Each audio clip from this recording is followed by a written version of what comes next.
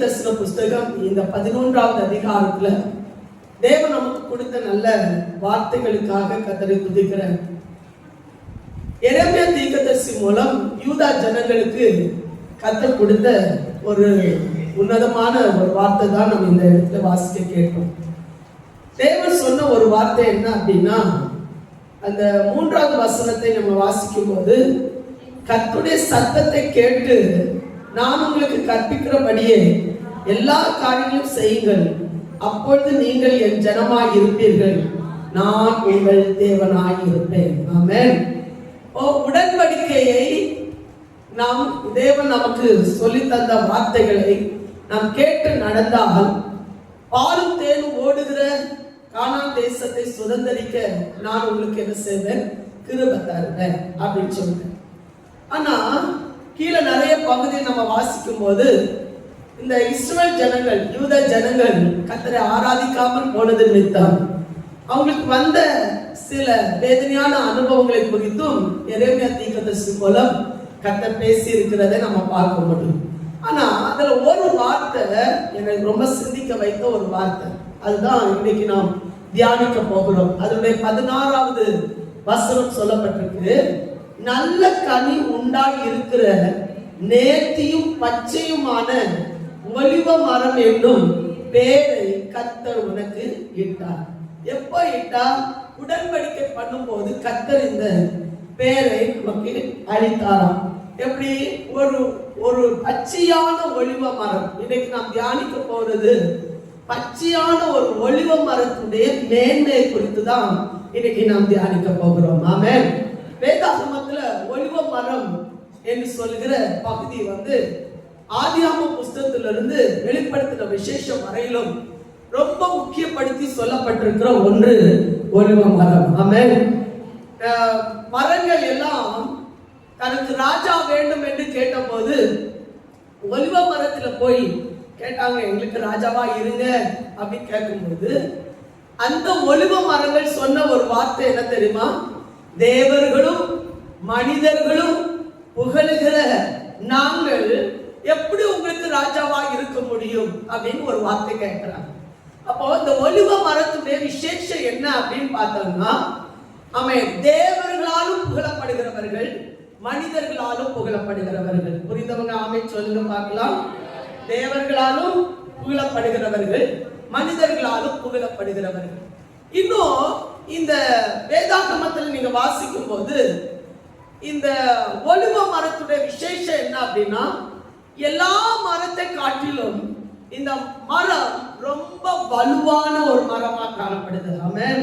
ரொம்ப ஸ்ட்ராங் மரம். இன்னும் சொல்ல போனா இந்த மரத்துடைய விசேஷம் என்ன அப்படின்னா, இயேசுடைய காலகட்டத்துல இருந்த அந்த ஒலிவ மரம் இன்னைக்கும் இருக்குது அப்படின்னா, அது எத்தனையோ பேர் அதை வெட்டி வெட்டி வெட்டி அதை தூர போடணும்னு நினைச்சாலும் அது இன்னும் ஸ்ட்ராங்கா வேர் விட்டு அசைக்க முடியாம இன்னும் துளிர் விட்டு கொண்டே இருக்கிற ஒரு அனுபவம். அதுக்கு அர்த்தம், எத்தனை நூற்றாண்டுகளானாலும் அது அழிக்க முடியாத ஒரு சக்தி வாய்ந்த ஒரு மரம் தான் இந்த ஒலிவ மரம். ஹல்லேலூயா.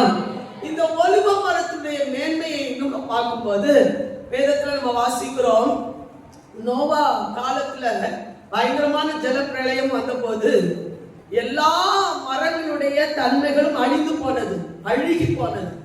ஆனா இதுக்குள்ளால் இருந்த ஒரு எண்ணெய் மயமான ஒரு தன்மை அதை அழிக்காம, அழுகி போகாம, அது இன்னும் அது உயர்ந்த நிலைமையில நின்று சாதித்ததை நம்ம வேதத்துல என்ன செய்ய முடியும், பார்க்க முடியும். அழிக்கப்படாத ஒன்று, தண்ணினாலும் அழிக்கப்படாது, வெயில் பட்டாலும் அது தண்ணி கொஞ்சம் தண்ணி கிடைச்சாலும் அது வளரக்கூடிய பட்டு போகாத ஒரு நல்ல ஒரு மரமாக தேவன் அதுக்கு கர்த்தர் கிருபை கொடுத்திருக்கிறார். ஆமென்.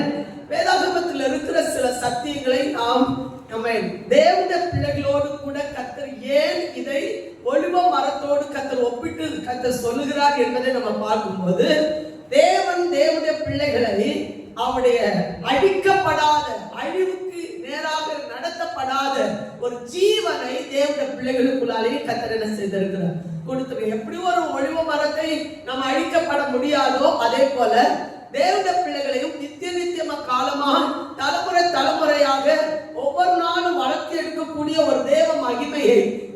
பிள்ளைகளுக்கும் தேவன் என்ன செய்திருக்கிறார், கொடுத்திருக்கிறார் என்பதை நாம் அறிந்து கொள்ள வேண்டும். ஆமென். இந்த வசனத்தை நீங்க கொஞ்சம் உன்னிப்பா கவனித்து பாருங்க. நல்ல கனி உண்டாயிருக்கிற, ஆமென்.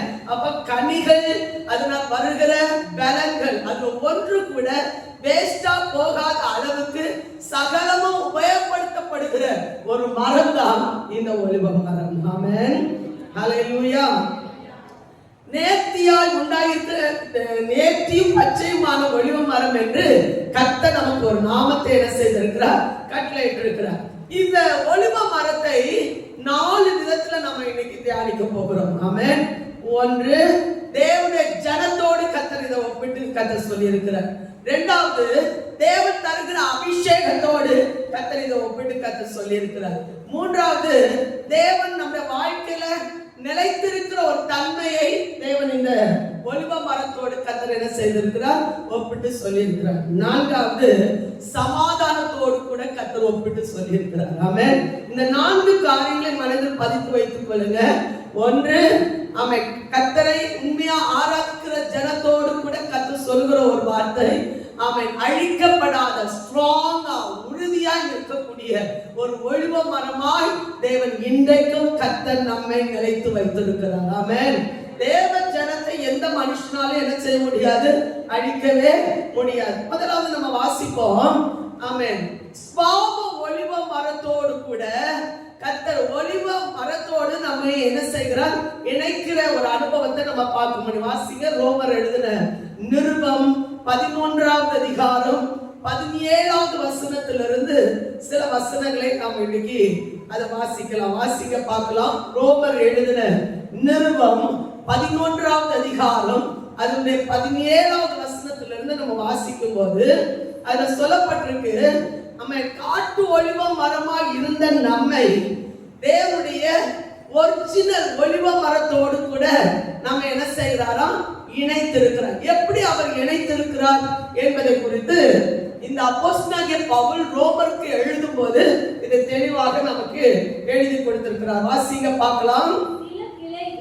முறித்து போடப்பட்டிருக்க காட்டு ஒலிவ மரமாகிய நீ அவைகளிலிருந்து இல்லத்தில் ஒட்ட வைக்கப்பட்டு ஒலிவ மரத்தின் வேருக்கும் சாரத்துக்கும் உடல் பங்காளியாய் இருந்தாயானால் நீ அந்த கிளைகளுக்கு விரோதமாய் பெருமை பாராட்டுவாயானால் நீ வேரை சுமக்காமல் வேர் உன்னை சுமக்கிறது என்று நினைத்துக்கொள்.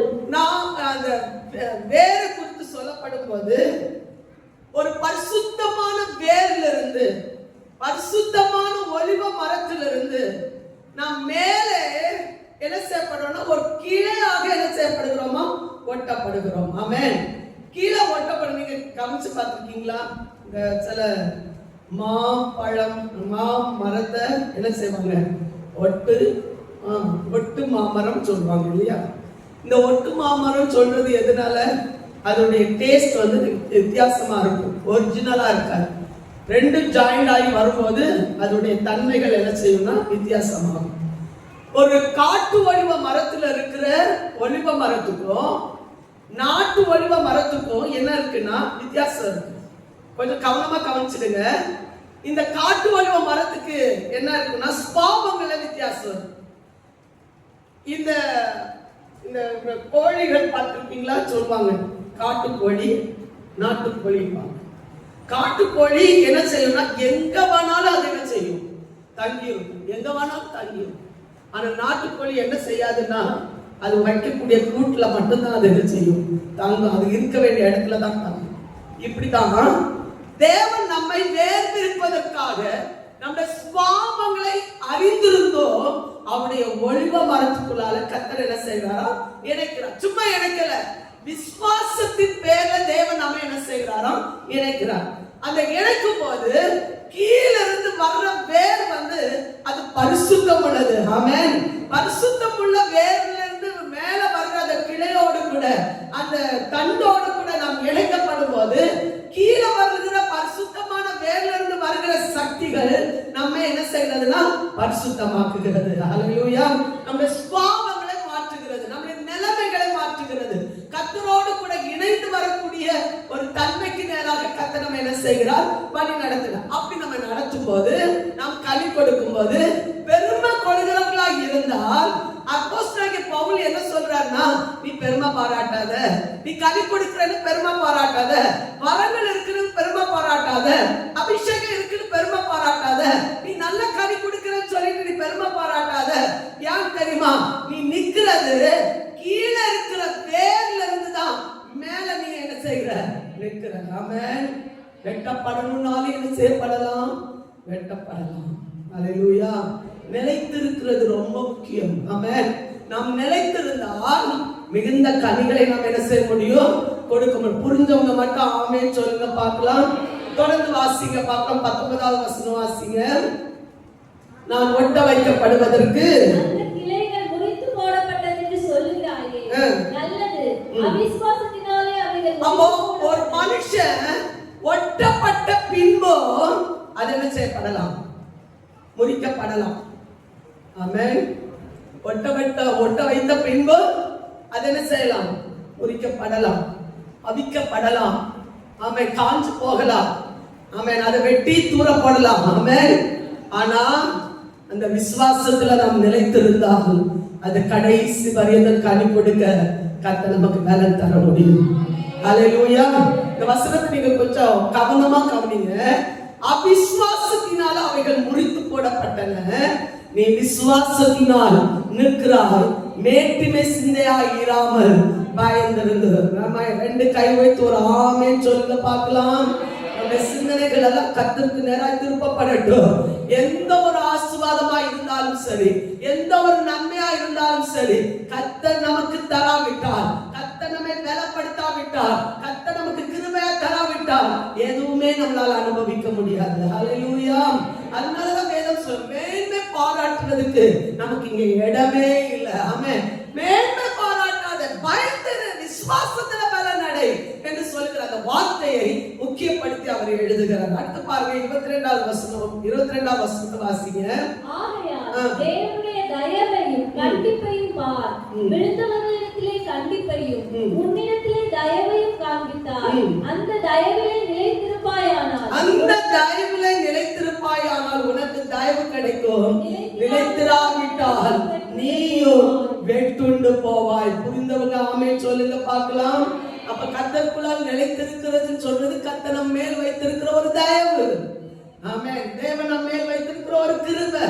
கடைசி வரை நாம் நிலைத்திருப்பது தேவன் நமக்கு கொடுக்கிற ஒரு பாக்கியம். ஆமென். ஒலிவ மரத்துக்குள்ளால ஒட்டப்பட்டிருந்தாலும் அது நிலைத்திருக்க வேண்டும் என்றால், கடைசி வரை இருக்க வேண்டும் என்றால், விசுவாசத்தில் நிலைநிற்கிறவர்களால் மாத்திரம்தான் கடைசி வரை அதோடு கூட ஒட்டி இருக்க முடியும். ஆமென். நிலைத்திருக்க முடியும், கனி கொடுக்க முடியும், மேன்மை அடைய முடியும். தேவன் நமக்கு தந்திருக்கிற ஆசீர்வாதத்துல கடைசி வரை நிலைநிற்க முடியும். ஹல்லேலூயா. புரிந்தவங்க ஆமென் சொல்லுங்க பார்க்கலாம். ஹல்லேலூயா. அது தேவன் நமக்கு கொடுத்திருக்கிற ஒரு தயவு. அந்த தயவுல நிலைத்திருப்பாயானால் உனக்கு தயவு கிடைக்கும். நிலைத்திராவிட்டால் நீயும் வெட்டுண்டு போவாய். அப்போஸ்தலர் வாசிங்க பார்க்கலாம். அவர்கள் அவிசுவாசத்திலே நிலைத்திராதிருந்தால் அவர்களும் ஒட்ட வைக்கப்படுவார்கள். அவர்களை மறுபடியும் ஒட்ட வைக்கிறதற்கு தேவன் வல்லவராய் இருக்கிறார். திரும்ப ஒட்டப்படுவதற்கு தேவன் எப்படி இருக்கிறாரா? நம்ம எவ்வளவு இரக்கமுள்ள தேவன் பார்த்தீங்களா? நம்ம அழிந்து போயிடக்கூடாது என்பதுல அவர் எவ்வளவு கவனம் செலுத்துகிறார். அழியணும் நினைச்சு நம்ம கத்த வெட்டல, அவன் இன்னும் விசுவாசத்துல வளரணும் என்பதற்காக கத்தர் நம்மை உறுதிப்படுத்துகிறார். அல்லேலூயா. வேதம் தெளிவா சொல்லப்பட்டு நிலைத்திராயிருந்தால் அவர்கள் ஒட்ட வைக்கப்படுவார்கள். அவர்களை மறுபடியும் ஒட்ட வைக்கிறதுக்கு தேவன் வல்லவராய் இருக்கிறார். புரிஞ்சவங்க ஆமென் சொல்லுங்க. கடைசி வரை நிலைநிற்கணும் சொல்றவங்க ஆமென் சொல்லுங்க பார்க்கலாம். கர்த்தருக்காக கடைசி மூச்சு வரை நான் நின்று சாதிக்கணும், கர்த்தருக்காக நிலைநிற்கணும். ஆமென். கர்த்தருக்காக என்றென்றே வாழணும் விரும்புகிற பிள்ளைகளை, ஆமென், அந்த விசுவாசத்தில் இருக்கிறவர்களை கர்த்தர் ஒரு நாளும் கர்த்தர் நம்மளை தள்ளிவிடுகிற தேவனே அல்ல. 24வது வசனம் வாசிங்க பார்க்கலாம். எல்லாம் சேர்ந்து வாசித்தா நல்லா இருக்குது வசனம். ஸ்வாபத்தின்படி காட்டு ஒலிவ மரத்திலிருந்து நீ வெட்டப்பட்டு ஸ்வாபத்துக்கு விரோதமாய் நல்ல ஒலிவ மரத்துல ஒட்ட வைக்கப்பட்டிருந்தால், ஸ்வாப கிளைகளாகிய அவர்கள் தங்கள் சுய ஒலிவ மரத்துல ஒட்ட வைக்கப்படுவது அதிக நிச்சயம் அல்லவா? ஒரு முறை கூட எல்லாம் சத்தமா வாசிங்க பார்க்கலாம். ஸ்வாபத்தின்படி காட்டு ஒலிவ மரத்திலிருந்து நீ வெட்டப்பட்டு பாவத்துக்கு விரோதமாய் நல்ல ஒலிவ மரத்திலே ஒட்ட வைக்கப்பட்டிருந்தால் பாவ கிளைகளாகிய அவர்கள் தங்கள் சுய ஒலிவ மரத்திலே ஒட்ட வைக்கப்படுவது அதிக நிச்சயம் அல்லவா? ஹல்லேலூயா. ஒட்டப்பட்டவர்களுக்காய் ஸ்தோத்திரம். இனி ஒட்டப்படுகிறவர்களுக்காய் ஸ்தோத்திரம். ஒட்டப்பட்டவர்கள் அதிலிருந்து தரிக்கப்படாம வெட்டப்படாம நம்மளை பாதுகாத்துக் கொள்ள கர்த்தர் நமக்கு பலன் தருவாராக. ஹல்லேலூயா. இனி ஒட்டப்படுகிறவர்களும் அதிலிருந்து நிலைத்திருக்கக்கூடிய கிருபை கர்த்தர் நமக்கு தருவாராக. புரிந்தவங்க மட்டும் ஆமென் சொல்லுங்க பார்க்கலாம். ஹல்லேலூயா. சுய ஒலிவ மரத்தில் ஒட்டப்பட்ட தேவ ஜனம் எப்படி இருப்பாங்க தெரியுமா? கடைசி பரியந்தமும் அதிலே ஒட்டி இருக்க கர்த்தர் நமக்கு பலன் தருவாங்க. ஆமென். ஒலிவ மரங்கள் எல்லாம் ஆமென் சொல்லுங்க. உண்மைதானே? ஒலிவ மரமா இருக்கிற கர்த்தர் தேவ ஜனமா கர்த்தர் வச்சிருக்கிறார். ஒரு சந்ததி அவரை சேமிக்கும். அது தலைமுறை தலைமுறையா தேவனுடைய சந்ததி எனப்படும். அதோடு சேர்ந்து ஒரு வார்த்தை கூட சொல்ல விரும்புறேன். சங்கீதம் 128 சங்கீதம் எல்லாரும் வாசிக்கக்கூடிய ஒரு சங்கீதம் தான். அதுல ஒரு வார்த்தை சொல்லப்பட்டிருக்கு. ஆமென். கர்த்தருக்கு பயப்படுகிற மனுஷன் இவ்விதமாய் ஆசீர்வதிக்கப்படுவான். ஆமென். கர்த்தருக்கு பயப்படுகிற மனுஷன் தான் யார் தெரியுமா? இந்த ஒலிவ மரங்கள். ஆமென். அந்த ஒலிவ மரங்களுக்கு தேவன் கொடுக்கிற பிள்ளைகளை தேவன் ஒலிவ மர கன்றுகள் என்று கர்த்தர் சொல்கிறார். ஆமென். அந்த வசனத்தை நீங்க வாசிங்க. இவ்விதமா ஆஸ்வதிக்கப்படுவார்கள்.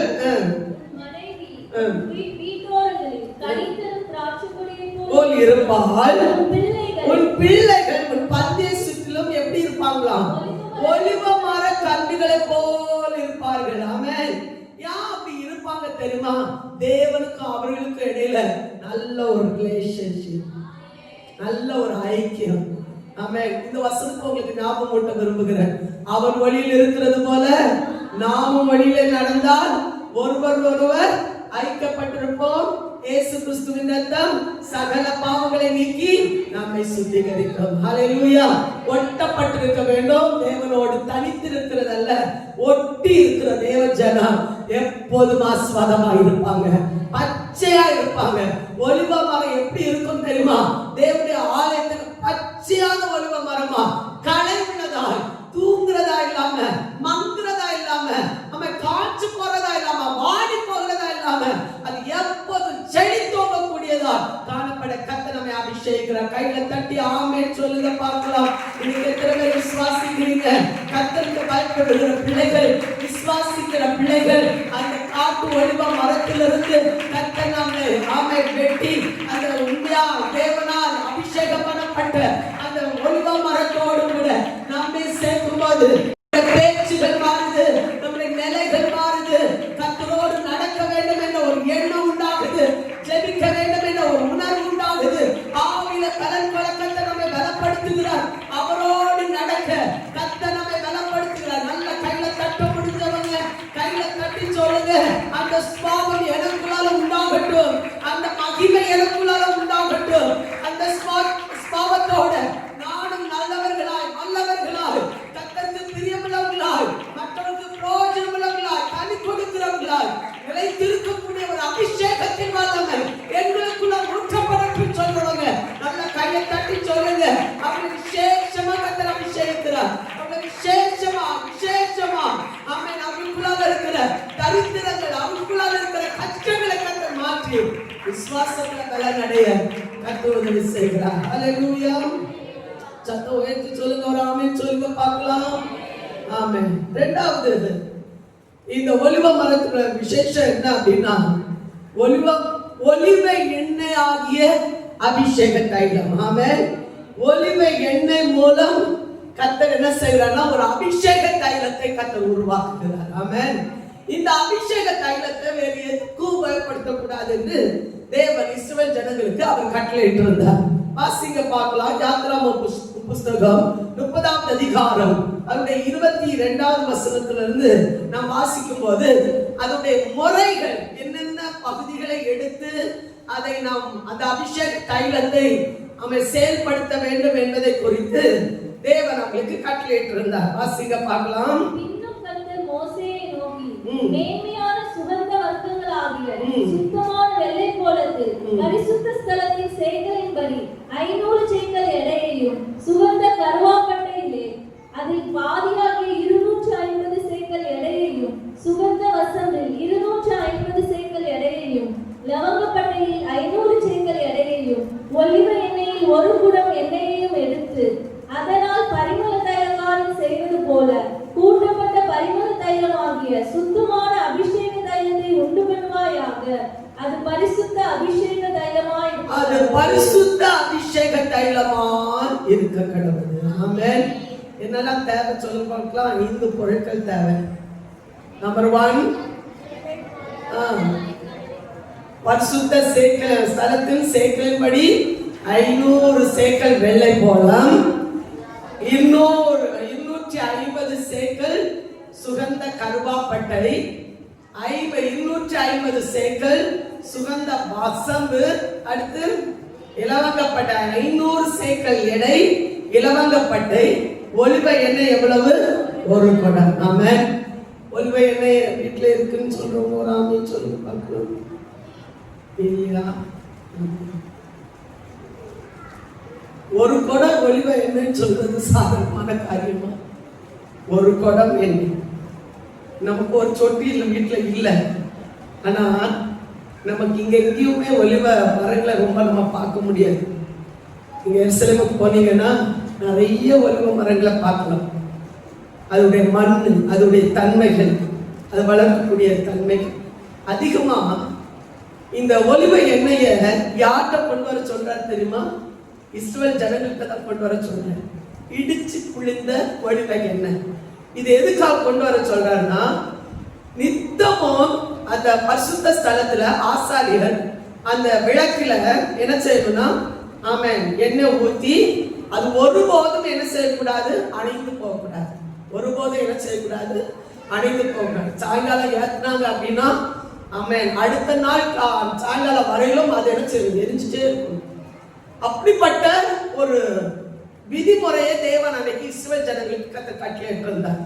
அன்னைக்கு இந்த ஆசாரியர்கள் அதை செய்தார்கள். ஆமென். விளக்கு ஒரு நாள் என்ன செய்யக்கூடாது? அணைந்து போகக்கூடாது.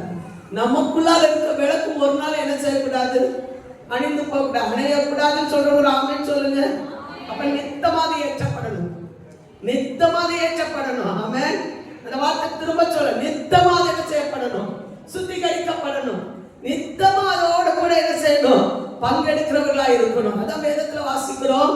இந்த ஒலிவ எண்ணெய் அன்றைக்கு இருந்த ஆசரிப்பு கூடாரத்துல முக்கியப்படுத்தப்பட்டிருந்தது.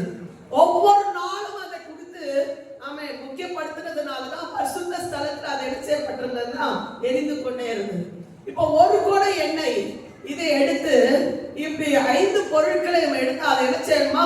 தைலக்காரன் செய்கிறது போல, பரிமள தைலக்காரன் செய்வது போல கூட்டப்பட்ட பரிமள தைலமாகிய சுத்தமான அபிஷேக தைலத்தை உண்டு பண்ணுவாயாக. அது என்ன தைலம் சொல்லப்பட்டிருக்கு? பரிசுத்த அபிஷேக தைலமாய் இருக்கட்டும். எல்லாம் சேர்ந்து அந்த வார்த்தை சொல்லாமா? அது பரிசுத்த அபிஷேக தைலமாய் இருக்க கடவுது. இந்த தைலத்தை வேறு எதுக்குமே உபயோகப்படுத்த கூடாது. வேதத்துல சொல்லப்பட்டிருக்கு, அது ராஜாக்களை அபிஷேகம் பண்ண, ஆசாரியர்களை அபிஷேகம் பண்ண, தீர்க்கதரிசிகளை அபிஷேகம் பண்ண இந்த எண்ணெய் கொண்டு அவர்கள் என்ன செய்தார்களாம்? அபிஷேகம் பண்ணினார்கள். ஹல்லேலூயா. பெஸ்ட் எக்ஸாம்பிளா சொல்றேன். தாவீதுடைய வாழ்க்கை பாருங்க. ஒரு ஆட்டு மேய்ப்பனா இருந்த அவனை தேடி வந்து அவனை பிடித்து அந்த சாமுவேல் தீர்க்கதரிசி என்ன செய்றானா, அந்த கொம்பு தைலத்தை எடுத்து கொண்டு போய் அவன் மேல் தலையில ஊத்தின போது அது ஒரு வார்த்தை தெளிவா சொல்லப்பட்டிருக்கு. ஆமென். எப்போ அபிஷேகம் பண்ணப்பட்டாரோ அந்த நேரத்திலிருந்து ஆவியானவர் அவன் மேல் தங்கி இருந்தார். ஆமென். ஆவியானவர் அவன் மேல் தங்கி இருந்தார். அந்த அபிஷேக தைலத்துக்கு பலன் இருக்குதா?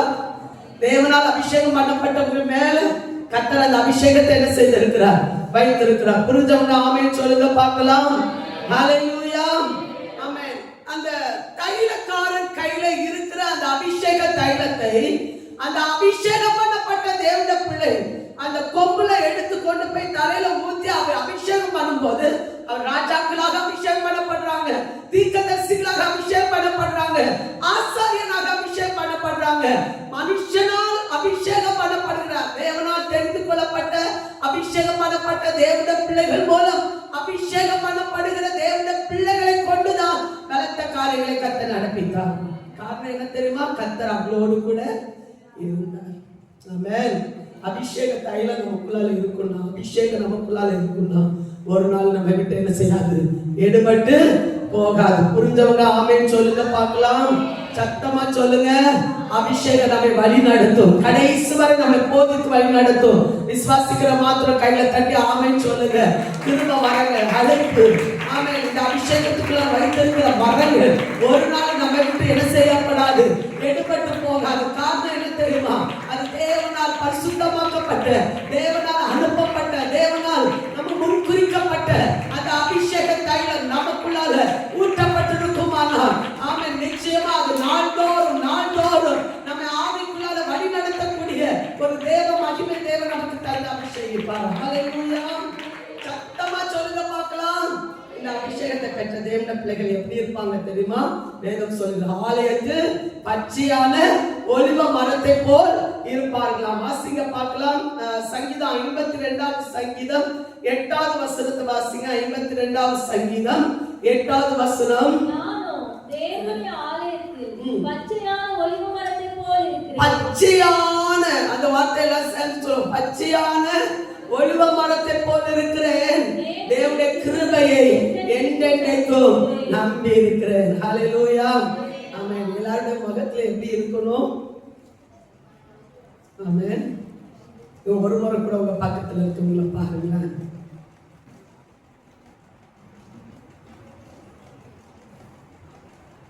ஆமென்.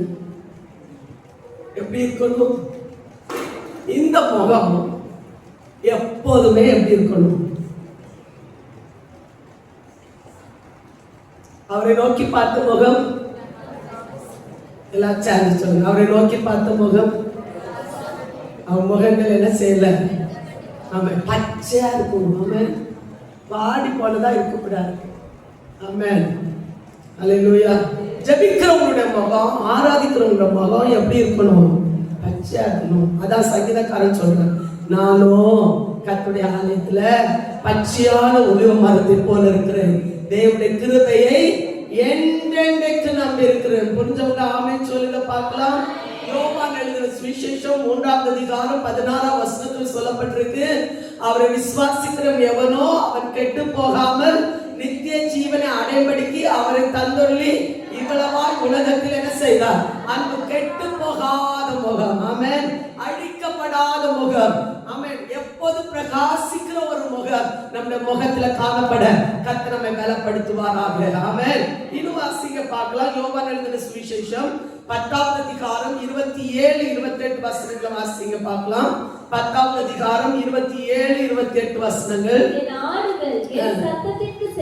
இந்த பச்சையா இருக்கிறவங்க முகம் அப்படின்னா பச்சையான ஒலிவ மரத்தை போல இருக்கிறவங்களுடைய ஸ்வாபத்தினுடைய ஒரு ஸ்வாபம் என்ன அப்படின்னா கர்த்தருடைய சத்தத்தை என்ன செய்கிறது?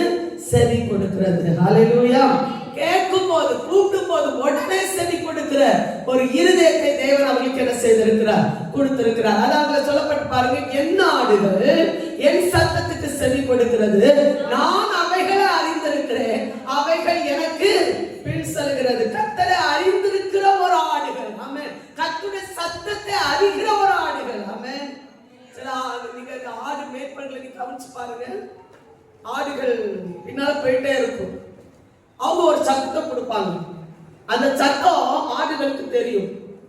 அதே மாதிரி சத்தத்தை இன்னொருவர் போட்டா ஆமென், அது போகாது. அதுக்கு தெரியும் இது ஒரிஜினல் இல்ல, இது டூப்ளிகேட் சத்தம். ஆமென். ஹல்லேலூயா. இது புரியாது. புரிஞ்சவங்க ஆமென் சொல்லுங்க. ஒரிஜினல் சத்தத்துக்கும் டூப்ளிகேட் சத்தத்துக்கும் என்ன இருக்கு? ஒன்று போலதான் இருக்கும். அது ஏன்னு சொன்னாலும் இவங்களும் ஏன் தான் சொல்லுவாங்க.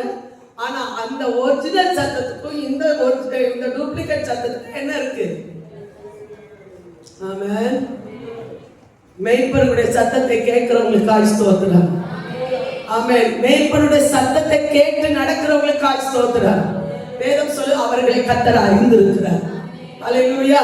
அவங்க கெட்டு போவதில்லை. நான் அவைகளுக்கு நித்திய ஜீவனை கொடுக்கிறேன், அவைகள் ஒரு காலம் என்ன செய்வதில்லை, கெட்டு போவதில்லை. ஒருவனும் அவைகளை என் கையிலிருந்து பறித்துக் கொள்வதில்லை. விசுவாசிக்கிற மட்டும் ஆமென் சொல்லுங்க பார்க்கலாம். அவருடைய சத்தத்தை கேட்டு நடக்கிற பிள்ளைகளை கர்த்தர் கெட்டு போக அனுமதிக்கவே மாட்டார். ஆமென். ஒரு வசனம் தெளிவா சொல்லுது, பரிசுத்த வழி அதுல ஆமென் பேதை ஆனாலும் என்ன செய்வதில்லை, திசை கெட்டு போவதில்லை. ஆமென். பேதைகளின் கர்த்தர் என்ன செய்கிறார்னா ஆச்சரியமா கர்த்தர் வழி நடத்துவார். எப்போ கர்த்தருடைய ஆலயத்துல ஒலிவ மரமா இருக்கும்போது. ஆமென். பச்சையான ஒலிவ மரமா இருக்கும்போது. விசுவாசிக்கிறவங்க மட்டும் ஆமென் சொல்லுங்க பார்க்கலாம். ஹல்லேலூயா. ஆமென். இந்த ஒலிவ மரமாய் ஆமென் கர்த்தருடைய அபிஷேகத்தை பெற்ற தேவனுடைய பிள்ளைகள் 4வது பாட்டாக அதுல சொல்லப்பட்டிருப்பாருங்க, சமாதானமாய் இருப்பாங்க. ஆமென். அவங்களுக்குள்ள சண்டை இருக்காது, சச்சரவு இருக்காது, வேதனை இருக்காது. சமாதானமா கர்த்தர் தருகிறது போதும், கர்த்தர் தருகிற ஆசீர்வாதம் போதும், கர்த்தர் தருகிற மேன்மை போதும் என்பதை உறுதியாய் தரித்திருக்க கர்த்தர் அவங்களுக்கு கிருபை கொடுக்கிறார். ஹல்லேலூயா. வாசிக்க பார்க்கலாம். ஆதியாகம புஸ்தகம் 8வது அதிகாரம் 11ஆம் வசனத்துல ஆமென் நோவா அந்த பேழைக்குள்ள இருக்கும்போது, ஐயோ தண்ணி வத்தி போகலையே, இனி எத்தனை காலம் இருக்குதோ சஞ்சலப்பட்டு கொண்டிருக்கும் போது ஒரு புறா ஆமென் ஒரு ஒலிவ மரத்துடைய இலை கொண்டு வந்த போது அவருக்கு ஏற்பட்ட ஒரு சமாதானம் என்ன தெரியுமா, இன்னும் சீக்கிரமா நமக்கு ஒரு வாசலை கர்த்தர் நமக்கு திறக்கிறார் என்ற ஒரு உணர்வை நோவா குடும்பத்துக்கு கர்த்தர் கட்டளையிட்டார். வாசிக்க பார்க்கலாம். அந்த புறா சாயங்காலத்தில் அவரிடத்தில் வந்து சேர்ந்தது. இதோ அது கொத்தி கொண்டு வந்த ஒரு ஒலிவ மரத்தின் இலை அதன் வாயில் இருந்தது. அதனாலே நோவா பூமியின் மேல் ஜலம் குறைந்து போயிற்று என்று அறிந்தார். பின்னும் 7 நாள் அந்த புறா சாயங்காலத்தில் அவரிடத்தில் வந்து சேர்ந்தது. இதோ அது கொத்தி கொண்டு வந்த ஒரு ஒலிவ மரத்தின் இலை. ஹல்லேலூயா. எங்க போனாலும் ஒலிவ மரமா இருக்கிறவங்க எப்படி இருப்பாங்க, ஸ்ட்ராங்கா ஆமென் அவங்க இருக்காங்க அப்படின்னு சொல்றக்கூடிய ஒரு கிருபை கர்த்தர் நமக்கு தந்திருக்கிறார். ஆமென். ஹல்லேலூயா. அவருக்கு எல்லாம் கை தட்டி ஒரு ஆமென் சொல்லுங்க பார்க்கலாம். எல்லாம் கஷ்டமா ஒரு ஆமென் சொல்லுங்க. ஆமென். ஹல்லேலூயா. போதாது. ஹல்லேலூயா. ஒரு சமாதானம் அந்த பேழைக்குள்ளால, ஐயோ தண்ணி வடியலையே, காகத்தை காணலையே, ஆமென் என்ன ஆச்சோ தெரியலையே, புறாவை அனுப்பி விட்டாச்சு, திரும்ப என்ன காணலையே, ஏங்கி கொண்டிருந்த இடத்துல ஆமென் அந்த ஒலிவ மரத்துடைய கீழே அந்த வீட்டுக்குள்ளால அந்த பேழைக்குள்ளால ஒரு சமாதானத்தை உண்டு பண்ணுது. ஆமென். தேவன் தருகிற ஒரு செய்தி, தேவன் நமக்கு தருகிற ஒரு ஆசீர்வாதம், தேவனால் அனுப்பப்படுகிற ஒரு ஆசீர்வாதம் ஆமென் நிச்சயமா நமக்கு ஒரு சமாதானத்தை உண்டு பண்ணும். ஆமென். தூரத்திலிருந்து வருகிற செய்தி, எத்தனையோ கிலோமீட்டர் தூரத்திலிருந்து தேவனால் அனுப்பப்படுகிற ஒரு செய்தி நமக்கு சமாதானத்தை கொண்டு வரும். எத்தனை பேர் விசுவாசிக்கிறீங்க? அது தேவனால் கொடுக்கப்படுகிற செய்தி. ஆமென். தேவனுடைய வார்த்தை மூலம் கொடுக்கப்படுகிற செய்தி. அந்த செய்தி கேட்கிற பிள்ளைகளுக்குள்ளால ஆமென் ஒரு சமாதானத்தின் தேவன் ஆளுகை செய்து அவர்களை பலப்படுத்துவார். வேதம் என்ன சொல்கிறது தெரியுமா? அவர் சமாதான கர்த்தர். ஆமென். அவர் வல்லமுள்ள தேவன். அவர் நமக்குள்ளால இருக்கும்போது அந்த வீட்டுக்குள்ளால சமாதானம், வாழ்க்கையில சமாதானம், போற இடத்துல சமாதானம், இருக்கிற சபையில சமாதானம், எல்லா இடங்களிலும் சமாதானமா இருக்க கர்த்தர் நம்மை பலப்படுத்துகிறார். ஆமென். ஆவின் கனியில ஒன்று சமாதானம். ஆமென். நம்ம வாழ்க்கையில சமாதானம் இருக்கும் அப்படின்னா நம்ம நிச்சயமாகவே நாம் ஆசீர்வதிக்கப்பட்டவர்கள். ஆமென். ஹல்லேலூயா. ஆமென். ஒவ்வொரு வீடுகளிலும் நான் அறிந்த விதத்துல ஆமென் உண்மையா தேவனை ஆராதிக்கிற பிள்ளைகள் வீட்டுக்கு போனா வீடு வந்து சமாதானமா சந்தோஷமா கலக்கலையா கர்த்தரை மகிமைப்படுத்தக்கூடிய வீடா இருக்கிறத நான் பார்த்திருக்கிறேன். அதே பட்சத்துல வீட்டுக்கு போன உடனே ஆமென் யான் தான் இந்த வீட்டுக்கு வந்தோமோ அப்படின்னு நினைக்கிற எத்தனையோ குடும்பங்கள் இன்னைக்கு இருக்கதான் செய்யறாங்க. வீட்டுக்குள்ளால இருக்க இஷ்டமே இல்லை, எனக்கு எதுக்குதான் இந்த வீட்டுக்கு வந்தோமோ, எனக்கு இந்த வீட்டுக்குள்ளால இருக்கவே முடியல அப்படின்னு சொல்ற ஒரு கூட்டம் இருக்கதான் செய்யறாங்க. நான் சொல்றேன், விசுவாசத்தோடு சொல்றேன், கர்த்தர் இந்த நாளில நம்ம மத்தியில இறங்கி வந்திருப்பாருன்னா, அந்த அபிஷேகத்தை தந்திருப்பாருன்னா, நல்ல செய்தியை கர்த்தர் நமக்கு தந்திருப்பாருன்னா, கர்த்தர் வார்த்தையை கர்த்தர் நமக்கு தந்திருப்பாருன்னா, அவருடைய உடன்படிக்கை கர்த்தர் தந்திருப்பாருன்னா, நான் உன்னோடு கூட இருந்து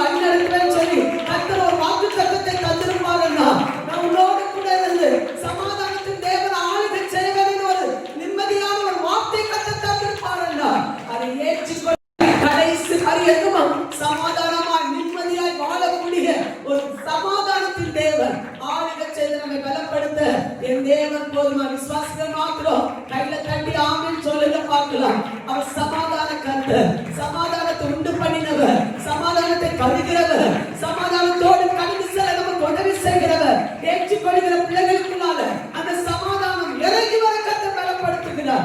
யார் மேலெல்லாம் அதை ஏற்றுக்கொள்ள மனது இருக்குதோ இன்றைக்கு அந்த சமாதானம் உங்களை தேடி வந்திருக்கிறது. நீங்க போன இடத்துல எல்லாம் அந்த சமாதானம் உங்களை நிம்மதியாக வாழ வைக்கும், ஒவ்வொரு நிமிஷமும் வாழ வைக்கும். நம்மை பலப்படுத்துகிற அந்த சமாதானத்தின் தேவன் நம்மை ஆளுக செய்வதாக. உலகம் கொடுக்க முடியாததோ உலகத்தால் எடுக்க முடியாத அந்த தேவ சமாதானம் நம்முடைய இருதயங்களில் ஆள கடவதாக. ஹல்லேலூயா. சத்தமா ஒரு ஆமென் சொல்லுங்க பார்க்கலாம். ஆமென். ஒரு வசனத்தை வாசிங்க. சமாதானம் படுகிறவர்கள் எல்லாம் சேர்ந்து சொல்லுங்க. சமாதானம் படுகிறவர்கள் பாக்கியவான்கள், அவர்கள் தேவனுடைய புத்திரர்கள் எனப்படுவார்கள். ஆமென். இயேசு வாழ்ந்த காலங்களில் இயேசு அதிகமாய் விரும்பின ஒரு இடம் உண்டு. அது என்ன இடம் சொல்லுங்க பார்க்கலாம். கெத்செமனே. Very good. எந்த இடம்? கெத்செமனே. அந்த இடத்துல அவர் செய்ததெல்லாம் என்ன தெரியுமா? மணிக்கூர் கணக்கா இரவு முழுவதும் ஆமென் வழக்கத்தின்படி ஜெபிக்கிற ஒரு மனுஷராக இருந்தார். ஹல்லேலூயா. எப்படி இருந்தார்? ஜெபிக்கிற ஒரு மனுஷராக இருந்தார். இன்னைக்கு நம்ம ஒலிவ மரத்துடைய பச்சையான ஒலிவ மரமா இருக்கிற பிள்ளைகளா இருக்கணும்னா நம்ம யாரா இருக்கணும் தெரியுமா? ஜெபிக்கிறவங்களா இருக்கணும். ஆமென். ஹல்லேலூயா. நேற்று தினத்துல உண்மையான ஊழியக்காரங்க பேசும்போதும் அவங்க சொன்ன ஒரு வார்த்தை, ஜெபத்துக்கும் வசனத்துக்கும் யார் முக்கியத்துவம் கொடுக்கிறாங்களோ அவங்களுடைய தலைமுறைகளை கர்த்தர் உயர்த்தி நிறுத்துவார். ஆமென். சில நாட்களாவே இந்த தலைமுறைகளை குறித்து கர்த்தர் ஒரு ஆமென் ஒரு பாரத்தை கர்த்தர் கொடுத்திருக்கிறார். நான் விசுவாசிக்கிறேன் இந்த செப்டம்பர் 1ஆம் தேதி அந்த கூட்டம் முடிகிறதுக்குள்ளால சில தலைமுறைகளை விசேஷமா கர்த்தர் அபிஷேகிக்க போகிறார். நீங்க விசுவாசித்தால் தேவனுடைய மகிமை காண்பீங்க. யார் ஆகாதுன்னு தள்ளப்பட்டிருக்குதோ இது ஆகாது பிரயோஜனம் இல்லைன்னு சொல்லிட்டு சில தலைமுறைகளை ஆமென் தள்ளி வச்சிருப்போம் அப்படின்னா அந்த தலைமுறைகளை கொண்டுதான் கர்த்தர் பலத்த காரியங்களை கர்த்தர் செய்ய போகிறாங்க. இவர்களா இதை செய்ய போறாங்க அப்படின்னு நினைக்கிற தலைமுறைகளை கர்த்தர் உன்னதத்துல கர்த்தர் உயர்த்தி நிறுத்த போகிறார். அவங்களுக்கு தேவ ஞானத்தை கர்த்தர் தர போகிறார். ஆமென். அவர்களுக்கு தேவையான கிருபைகளை கர்த்தர் தருவார். இதெல்லாம் கர்த்தர் கொடுத்த வாக்குத்தத்தம். ஆமென். கர்த்தர் இந்த மாதத்துல அது நிச்சயமா கர்த்தர் நிறைவேற்ற போகிறார். ஆமென். இந்த ஜெப நேரத்துல கர்த்தர் கொடுத்த வாக்குத்தத்தமும் அதுதான். உன்னோடு கூட இருந்து நான் செய்யும் காரியம் பயங்கரமா இருக்கும் செய்வார். ஆமென். விசுவாசிக்கிற மாத்திரம் மேல கை கட்டி ஆமென் சொல்லுங்க பார்க்கலாம். நிச்சயமா அடுத்த தலைமுறைகளை கர்த்தர் எழுப்பி நிறுத்தி ஆமென் அவருடைய மகத்துவத்தை கர்த்தர் விளங்கப்படுகிற காலம் வந்திருக்கிறது. இனி காலம் செல்லாது. ஆமென். பாழான ஸ்தலங்களை கட்டி எழுப்பக்கூடிய ஒரு அபிஷேகம், ஒரு சமாதானம், கிருபை, பலன். ஆமென். இதுவரை கண்ட தரித்திரங்கள், இதுவரை கண்ட வேதனைகள் ஆமென் முற்றுப்புள்ளி வைக்கக்கூடிய ஒரு காலகட்டத்துக்குள்ள வந்திருக்கிற நீங்களும் நானும் இந்த சபையும் கர்த்தருக்குள்ள பலனடைய கர்த்தர் கிருபை தருகிறார். விசுவாசிக்கிற மாத்திரம் ஆமென் சொல்லுங்க. ஆமென். கெத்செமனே தோட்டத்துல ஆமென் அநேக ஒலிவ மரங்கள் நின்ற அந்த ஆமென் முக்கியமான அந்த பகுதியில தேவன் அதிக நேரம் செலவிட்ட ஒரே இடம் ஆமென் கர்த்தர் சமூகத்துல பலிகளை செலுத்தின இடம். ஆமென். ஆமென். ஸ்தோத்திர பலிகளை செலுத்தின இடம், கர்த்தரிடத்தில் பரிந்து பேசுற இடம். அப்படிப்பட்ட ஒரு இடத்துக்கு நம் நிச்சயமா நம்ம கடந்து செல்வோமானால் நிச்சயமா கர்த்தர் நம்மை ஆசீர்வதிப்பார். ஹல்லேலூயா. வாசித்து பாருங்க. மத்தேயு சுவிசேஷம் 26ஆம் அதிகாரம் 36ல இருந்து ஒரு சில வசனங்கள் மட்டும் வாசிங்க பார்க்கலாம். 36ல இருந்து வாசிங்க. 26ஆம் அதிகாரம். அப்பொழுது இயேசு அவர்களோட கெத்செமனே என்னப்பட்ட இடத்திற்கு வந்து சீஷர்களை நோக்கி, நான் அங்கே போய் ஜெபம் பண்ணும் அளவும் நீங்கள் இங்கே உட்கார்ந்திருங்கள் என்று சொல்லி பேதுருவையும் செபதேயுவின் குமாரர் இருவரையும் கூட்டிக் கொண்டு போய் துக்கமடையவும் வியாகுலப்படவும் தொடங்கினார். அப்பொழுது அவர், என் ஆத்துமா மரணத்துக்கு ஏதுவான துக்கம் கொண்டிருக்கிறது, நீங்கள் இங்கே தங்கி என்னோட கூட விழித்திருங்கள் என்று சொல்லி சற்று அப்புறம் போய் முகங்குப்புற விழுந்து, என் பிதாவே, இந்த பாத்திரம் என்னை விட்டு நீங்க கூடுமானால் நீங்கும்படி செய்யும், ஆகிலும் என் சித்தத்தின்படி அல்ல உம்முடைய சித்தத்தின்படி ஆகப்படுவது என்று ஜெபம் பண்ணினார். சீஷர்களிடத்தில் வந்து அவர்கள்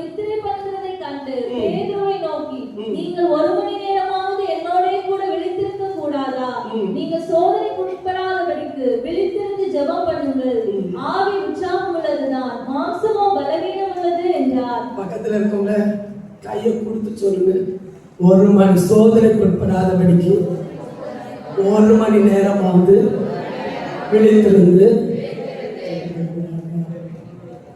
சோதனைக்கு உட்படாதபடிக்கு 1 மணி நேரமாவது ஜெபம் பண்ணாதவங்களுக்கு இது ஒரு வார்த்தை. சோதனைக்கு உட்படாதபடிக்கு கொஞ்சம் மெதுவா சொல்வீங்களா? சொல்லாதவங்களும் சேர்ந்து சொல்வீங்களா? சோதனைக்கு உட்படாதபடிக்கு இதுல ஒரு விடுதலை இருக்கு. ஆமென்.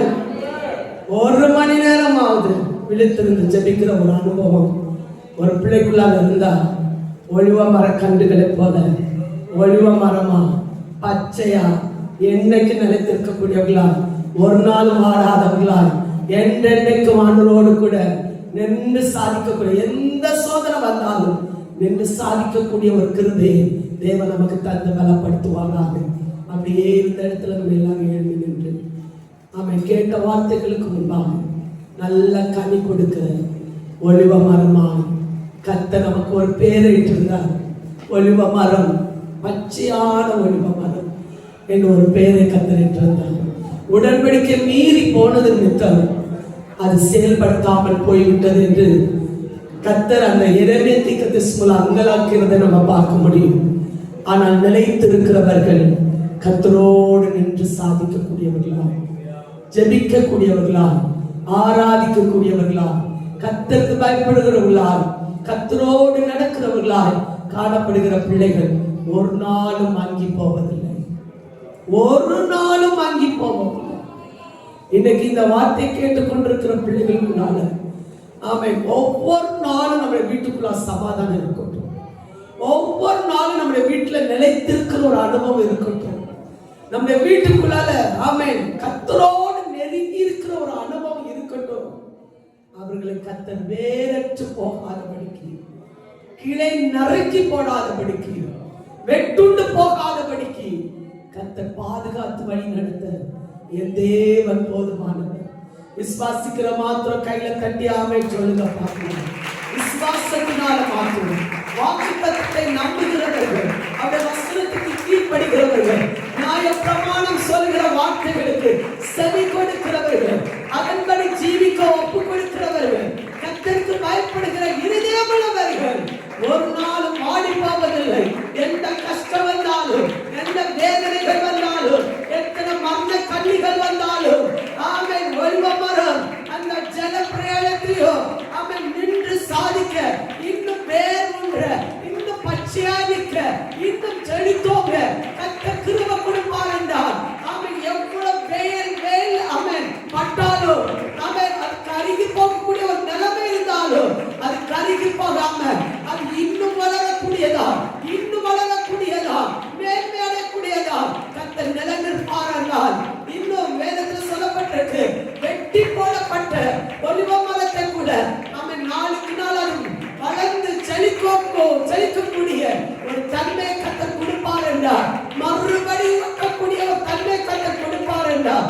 அவிசுவாசத்தினாலேயோ பெருமையினாலேயோ கீழே விழுந்து போயிருப்பாங்க, திரும்ப ஒரு முறை கூட ஒட்டக்கூடிய, திரும்ப ஒரு முறை கூட கட்டக்கூடிய, திரும்ப தேவ சமூகத்தில் செழித்தோங்கக்கூடிய, துளிர் விடக்கூடிய ஒரு அபிஷேகத்தை என் மேல் ஊற்றினாங்களே. எத்தனை பேர் கிருபையாய் கிருபையாய் அதை பெற்றுக்கொள்ள வேண்டும் என்று விரும்புகிறீங்க? இதுக்கு அஸ்திவாரம் ஜபம். ஜபம் இயேசு கிறிஸ்து ஜபத்தினால தான் ஜெயம் பெற்றுக் கொண்டார். ஜபம் அவருக்கு ஒரு இடம் இருந்தது, ஜெபிப்பதற்கு ஒரு இடம் இருந்தது, ஜெபிப்பதற்கு வழக்கத்தின்படி ஜெபிப்பதற்கு ஆமென், சோதனைக்கு உட்படாதபடி இருந்து ஜெபிப்பதற்கு அவருக்கு ஒரு இடம் இருந்தது. அதே போல